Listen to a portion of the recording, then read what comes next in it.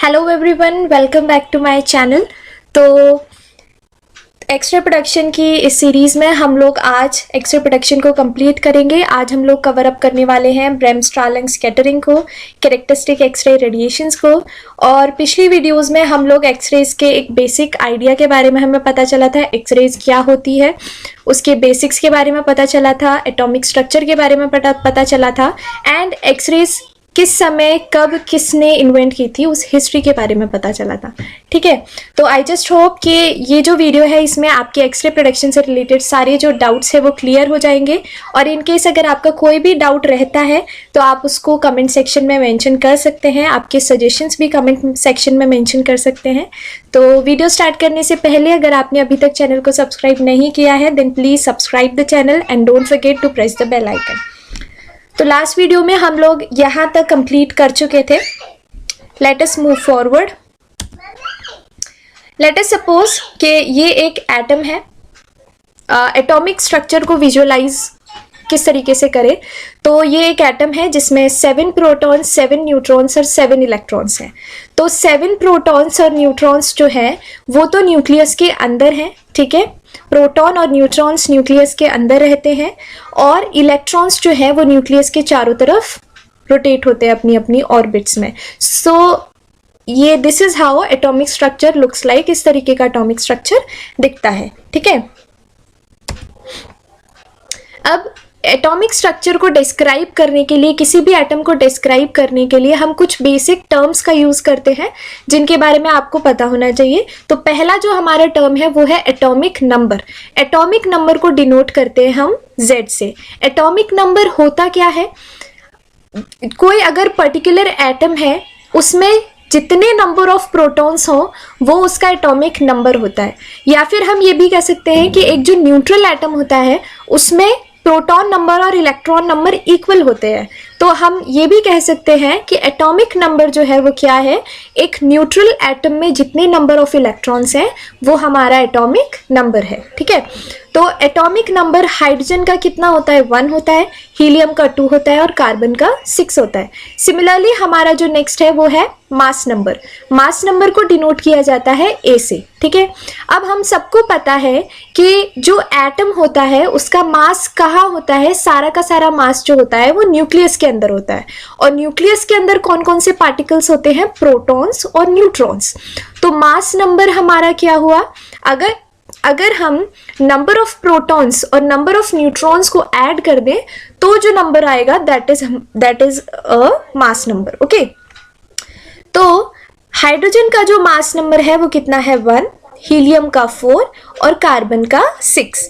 अब बात करते हैं न्यूक्लियाइड की। न्यूक्लियाइड क्या है, न्यूक्लियाइड एक पर्टिकुलर एटम है जिसको उसके रिस्पेक्टिव A और Z से डिनोट किया जाता है। फॉर एग्जाम्पल H का Z और A दोनों इक्वल है, वो है 1, हीलियम का Z है 2, A है 4, कार्बन का Z है 6, A है 12। ठीक है, तो ये सब क्या है, ये न्यूक्लियाइड है। Next is isotopes.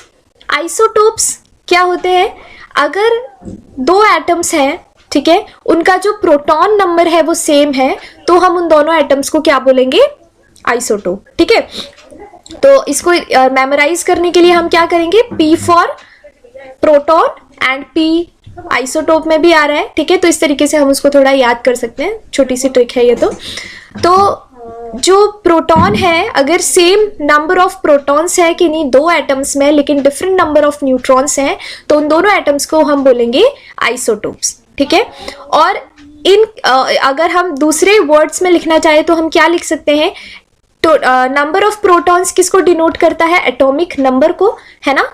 तो अगर किसी न्यूक्लियाइड का सेम एटॉमिक नंबर है बट डिफरेंट मास नंबर है तो हम उनको क्या बोलेंगे, आइसोटोप्स बोलेंगे। Now what is isobar. Isobar क्या है, जिसका मास नंबर सेम है बट एटॉमिक नंबर जो है वो डिफरेंट है। तो ये कुछ बेसिक टर्म्स हैं जो हम किसी भी एटम को डिस्क्राइब करने के लिए यूज करते हैं, जो आपको बेसिकली पता होने चाहिए। ठीक है, next is binding energy. Binding energy क्या होती है, बाइंडिंग एनर्जी वो एनर्जी है जिसकी हमें रिक्वायरमेंट है अगर हम किसी इलेक्ट्रॉन को उस ऑर्बिट में से रिमूव करना चाहे, ठीक है। तो किसी भी इलेक्ट्रॉन को अपनी ऑर्बिट में से रिमूव करने के लिए जो एनर्जी रिक्वायर्ड है दैट इज बाइंडिंग एनर्जी, ठीक है। अब अगर हम सपोज करें कि ये जो एटम है इसमें सिर्फ 2 ही ऑर्बिट्स हैं, फॉर एग्जाम्पल एक हैवी एटम है और हैवी एलिमेंट है, तो उसका क्या होगा कि नंबर ऑफ जो ऑर्बिट्स और नंबर ऑफ जो इलेक्ट्रॉन्स होंगे वो ज्यादा होंगे उसमें, ठीक है। तो जो बाइंडिंग एनर्जी है वो आउटर शेल के इलेक्ट्रॉन्स को रिमूव करने के लिए हमें कम रिक्वायर्ड होती है rather than inner shell electron. ऐसा क्यों? क्योंकि जो इनर शेल के इलेक्ट्रॉन्स हैं वो शील्डेड है बाहर के इलेक्ट्रॉन से, राइट। तो इनर शेल के जो इलेक्ट्रॉन्स है उनको निकालने के लिए हमें ज्यादा एनर्जी की रिक्वायरमेंट होगी और जो आउटर शेल के जो इलेक्ट्रॉन्स होंगे वो इजीली कम एनर्जी में भी बाहर निकल सकते हैं, ठीक है। तो यही कॉन्सेप्ट है बाइंडिंग एनर्जी की। तो बाइंडिंग एनर्जी जो इनर शेल इलेक्ट्रॉन्स की होती है वो ज्यादा होती है और आउटर शेल इलेक्ट्रॉन्स की कम होती है, ठीक है। अब अपने मेन टॉपिक के बारे में डिस्कशन करते हैं कि types of X ray production, X ray किस तरीके से प्रोड्यूस होती है, ठीक है। तो एक्सरे मेनली 2 तरीकों से प्रोड्यूस होती है, उन तरीकों को हम आगे डिस्कस करने वाले हैं। वो कौन कौन है? Bremsstrahlung x ray radiations and characteristic x ray radiations, ठीक है। और ज़्यादातर जो हम डायग्नोस्टिक रेडियोलॉजी में जिस मेथड का यूज़ करते हैं वो ब्रैमस्ट्रालन रेडिएशंस होती है। ब्रैमस्ट्रालन रेडिएशंस जो होती हैं वो ब्रैमस्ट्रालन स्कैटरिंग की वजह से प्रोड्यूस होती हैं, ठीक है। तो ये जो ब्रैमस्ट्रालन है वो क्या है वो हम आगे डिस्कस करते हैं। ब्रैमस्ट्रालन एक्सरे प्रोडक्शन तो बहुत ज़्यादा थियोरेटिकल बाद में डिस्कशन करेंगे। सबसे पहले हम इसको इस डायग्राम से समझते हैं कि एक heavy high speed accelerated electron है, ये एक एक्सेलरेटेड इलेक्ट्रॉन है, ठीक है। तो ये एक्सेलरेटेड है तो ये यहाँ से एंटर होगा और न्यूक्लियस के पास में वो इंटरेक्ट होगा, ठीक है, मतलब स्ट्राइक करेगा। तो अब ये जो न्यूक्लियस है वो पॉजिटिवली चार्ज है प्रोटॉन की वजह से और जो इलेक्ट्रॉन है वो तो होते ही नेगेटिवली चार्ज है। तो इन दोनों के बीच में क्या होगा? इलेक्ट्रोमोटिव फोर्स लगेगा या फिर कूलम अट्रैक्शन होगा, ठीक है।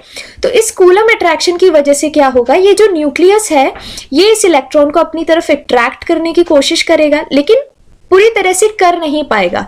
लेकिन इस अट्रैक्शन के इफेक्ट की वजह से क्या होगा? ये जो इलेक्ट्रॉन है वो डी एक्सेलरेट होना स्टार्ट होगा, ठीक है। और इसके डी एक्सेलरेशन की वजह से इसका जो डायरेक्शन है वो चेंज हो जाएगा, ठीक है। तो ये न्यूक्लियस इसे अपनी तरफ अट्रैक्ट कर रहा है तो ये सीधे जाने की जगह नीचे की तरफ आएगा बिकॉज ऑफ दिस अट्रैक्शन, ठीक है। अब क्योंकि ये एक्सेलरेटेड इलेक्ट्रॉन अब डी एक्सेलरेट हो चुका है, इसका मतलब इस इलेक्ट्रॉन की एनर्जी में कुछ न कुछ लॉस हुआ है, ठीक है। और वो जो एनर्जी का लॉस होगा वो एक फोटोन के रूप में बाहर निकलेगा जिसको हम कहेंगे ब्रैमस्ट्रालन एक्सरे फोटोन, ठीक है। तो जो इस फोटोन की एनर्जी होगी वो कितनी होगी? जितना इस इलेक्ट्रॉन का एनर्जी में लॉस हुआ है, ठीक है। सो ये है ब्रैमस्ट्रालन एक्सरे प्रोडक्शन किस तरीके से होता है, ये हमने डायग्रामेटिकली इसको थोड़ा समझने की कोशिश की है। तो ब्रैमस्ट्रालन रेडिएशंस जो हैं उनको हम ब्रेकिंग रेडिएशंस या फिर जनरल रेडिएशंस भी कहते हैं। ये क्यों प्रोड्यूस होती है? जब भी कोई एक्सेलरेटेड इलेक्ट्रॉन जो है वो एटम के न्यूक्लियस के पास से गुजरता है, ठीक है। मतलब क्योंकि ये इलेक्ट्रॉन जो है वो किसी इलेक्ट्रॉन से ना टकरा के, किसी इलेक्ट्रॉन से ना इंटरेक्ट करके वो क्या कर रहा है? न्यूक्लियस के पास से गुजर रहा है। इस वजह से ब्रैमस्ट्रालन स्कैटरिंग जो है यहाँ पे हो रही है और इसी वजह से एक्सरे प्रोडक्शन यहाँ पे ब्रैमस्ट्रालन रेज का हुआ है, ठीक है। नाउ जो इलेक्ट्रॉन्स है वो नेगेटिवली चार्ज है और जो न्यूक्लियस है वो पॉजिटिवली चार्ज है। इस वजह से इन दोनों में इलेक्ट्रोमोटिव फोर्स लगेगा जिसकी वजह से क्या होगा? अट्रैक्शन की वजह से ये जो एक्सेलरेटेड इलेक्ट्रॉन है वो डी एक्सेलरेट होगा और उसकी डायरेक्शन जो है वो चेंज हो जाएगी। और ये डायरेक्शन चेंज हुई है डी एक्सेलरेशन की वजह से, यानी कि जो इलेक्ट्रॉन था, जो एक्सेलरेटेड इलेक्ट्रॉन था, उसकी एनर्जी में कुछ ना कुछ लॉस आया है। और ये जो एनर्जी का जो लॉस होगा वो किस में कन्वर्ट होगा? एक्सरे फोटोन की काइनेटिक एनर्जी में। एनर्जी हमेशा कंजर्व रहती है, तो अगर एनर्जी का लॉस हो रहा है तो वो कहीं ना कहीं उसका यूज भी होगा। तो जो भी एनर्जी का लॉस होगा वो सारा किस में कन्वर्ट हो जाएगा? एक्सरे फोटोन की काइनेटिक एनर्जी में, ताकि जो हमारा कंजर्वेशन लॉ है एनर्जी का वो वैलिड रहे यहाँ पे, ठीक है। अब जो एनर्जी लॉस हुआ है इनकमिंग इलेक्ट्रॉन का वो दो फैक्टर्स पे डिपेंड करता है। वो दोनों फैक्टर्स कौन कौन से हैं? पहला फैक्टर तो ये है कि ये जो इलेक्ट्रॉन है, जो एक्सेलरेटेड इलेक्ट्रॉन है, वो न्यूक्लियस के कितने करीब से गुजर रहा है। ठीक है, तो एक तो एनर्जी जो है एक्सरे फोटोन की, वो इस पर डिपेंड करेगी। ठीक है, अमाउंट ऑफ एनर्जी लॉस्ट किसके इक्वल है? एक्सरे फोटोन के इक्वल है। तो ये दोनों जो फैक्टर्स हैं वो एक्चुअली ये फैक्टर्स जो है वो किसके लिए है? एक्सरे फोटोन की एनर्जी के लिए भी है। तो एक्सरे फोटोन की जो एनर्जी है वो किस पे डिपेंड करेगी? एक तो जो स्ट्राइकिंग इलेक्ट्रॉन है, जो एक्सेलरेटेड इलेक्ट्रॉन है, वो न्यूक्लियस के कितने पास से गुजर रहा है, और सेकंड कि जो एक्सेलरेटेड इलेक्ट्रॉन है वो कितनी एनर्जी से आ रहा है। ठीक है, तो इन दोनों फैक्टर्स पे एक्सरे फोटोन की एनर्जी डिपेंड करेगी, या फिर हम ये कहें कि जो एनर्जी का जो लॉस हुआ है एक्सेलरेटेड इलेक्ट्रॉन में वो भी इन दोनों फैक्टर्स पे डिपेंड करेगा। अब जो एक्सरेज हैं उनकी मैक्सिमम एनर्जी कब होगी वो वाला केस देखते हैं। ठीक है, तो जब ये एक्सेलरेटेड इलेक्ट्रॉन डायरेक्टली न्यूक्लियस पे स्ट्राइक करेगा, मतलब न्यूक्लियस के पास से ना गुजर के वो सीधा के सीधा न्यूक्लियस पे स्ट्राइक करेगा, तो क्या होगा? जितनी एनर्जी का ये जो इलेक्ट्रॉन है, सिमिलरली उतनी ही एनर्जी का फोटोन रिलीज होगा, उतनी ही एनर्जी के एक्सरेज प्रोड्यूस होंगी, और ये जो इलेक्ट्रॉन होगा वो न्यूक्लियस जो है वो पूरी तरह से क्या कर लेगा? एब्जॉर्ब कर लेगा। ठीक है, तो इस केस में जो एक्सरे प्रोड्यूस हुई हैं उनकी एनर्जी मैक्सिमम होगी। मैक्सिमम का मतलब क्या है कि जितना एनर्जी का ये इलेक्ट्रॉन आया है उतनी ही एनर्जी जो है इस फोटोन को मिल जाएगी। ठीक है, अब बात करते हैं कैरेक्टरिस्टिक रेडिएशंस के बारे में। तो कैरेक्टरिस्टिक रेडिएशंस को थ्योरेटिकली समझने से पहले उसको इस डायग्राम से समझने की कोशिश करते हैं। तो ये जो पिंक सर्कल्स हैं वो क्या है? हमारे इलेक्ट्रॉन्स हैं, और ये जो ब्लू और येलो सर्कल्स हैं ये हमारे न्यूट्रॉन्स और प्रोटॉन्स को डिनोट कर रहे हैं। ठीक है, और ये है एक्सिलरेटेड इलेक्ट्रॉन। तो लेट अस सी क्या होता है। ये अंदर वाला शेल के शेल है, ये एल शेल है, ये एम शेल है। ठीक है, तो ये जो एक्सिलरेटेड इलेक्ट्रॉन है वो के शेल के एक इलेक्ट्रॉन से स्ट्राइक होता है। ठीक है, तो जब ये इनर शेल के एक इलेक्ट्रॉन से स्ट्राइक होगा, इंटरेक्ट करेगा, तो क्या होगा? इस इनर शेल के इलेक्ट्रॉन को एनर्जी मिल जाएगी। तो जब इसको इलेक्ट्रॉन को एनर्जी मिल गई तो ये क्या करेगा? एनर्जी गेन करके बाहर नॉकआउट हो जाएगा। ठीक है, अब क्योंकि ये बाहर नॉकआउट हो गया तो क्या होगा? इस शेल में एक वैकेंसी क्रिएट हो गई, एक अनस्टेबिलिटी आ गई। लेकिन ये जो एटम है वो क्या चाहेगा कि वो हमेशा स्टेबल रहे, तो इस अनस्टेबिलिटी को, इस वैकेंसी को फिलअप करने के लिए क्या होगा? एक आउटर शेल से एक इलेक्ट्रॉन यहाँ पे आ जाएगा, एक ट्रांजिशन होगा। और हमने बोर के मॉडल में ये पढ़ा था कि जब भी किन्हीं दो लेवल्स के बीच में ट्रांजिशन होगा तो उनका रिस्पेक्टिव एक फोटोन रिलीज होगा। तो जब ये इलेक्ट्रॉन इस शेल की वैकेंसी को कंप्लीट करने के लिए यहाँ आएगा तो एक फोटोन रिलीज होगा, जिसको हम क्या कहेंगे? Characteristic x ray photon. ठीक है, तो ये उसके पीछे की फिजिक्स है कि कैरेक्टरिस्टिक एक्सरेज जो है वो किस तरीके से बनती है। ठीक है,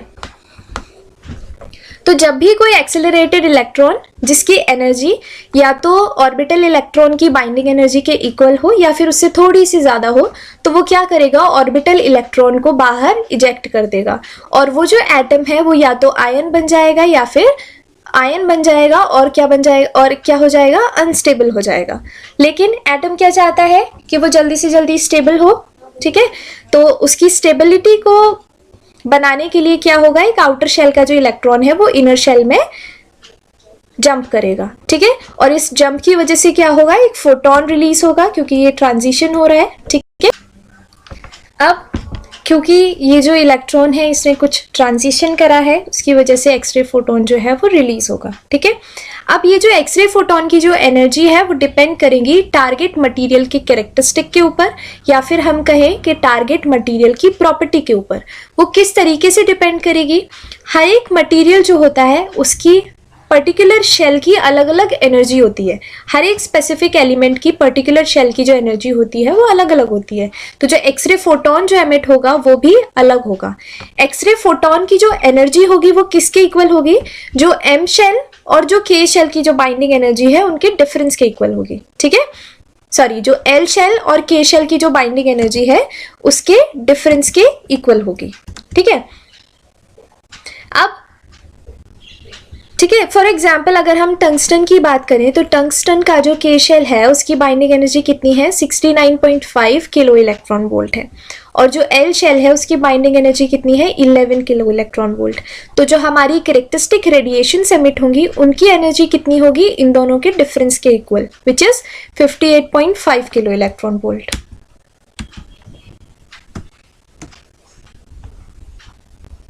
अब बात करते हैं कैरेक्टरिस्टिक।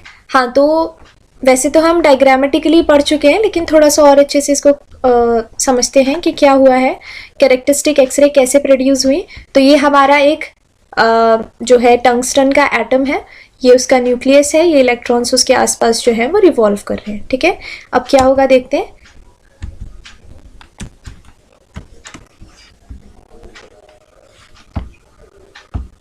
तो एक एक्सेलरेटेड इलेक्ट्रॉन आया, उसने क्या किया, यहाँ से इलेक्ट्रॉन को बाहर निकाला और खुद भी बाहर इजेक्ट हो गया, इसको एनर्जी उसने दी। ठीक है, अब यहाँ पे क्या हुआ, एक वैकेंसी क्रिएट हो गई।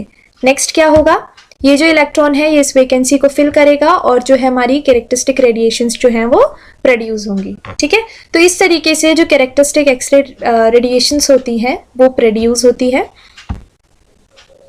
तो आज का जो हमारा टॉपिक था कैरेक्टरिस्टिक एक्सरे रेडिएशन वो यहाँ पे कंप्लीट होता है, और ब्रैमस्टालिंग स्कैटरिंग भी हमने यहाँ पे समझा। ठीक है, तो जो दोनों तरीके हैं एक्सरे प्रोड्यूस होने के वो इस वीडियो में कंप्लीट होते हैं। आई जस्ट होप कि आपके एक्सरे प्रोडक्शन से जितने भी रिलेटेड जो डाउट्स थे वो कंप्लीट हुए हैं। ठीक है, तो अगर आपको वीडियो पसंद आए तो give it a thumbs up and thank you so much for watching the video.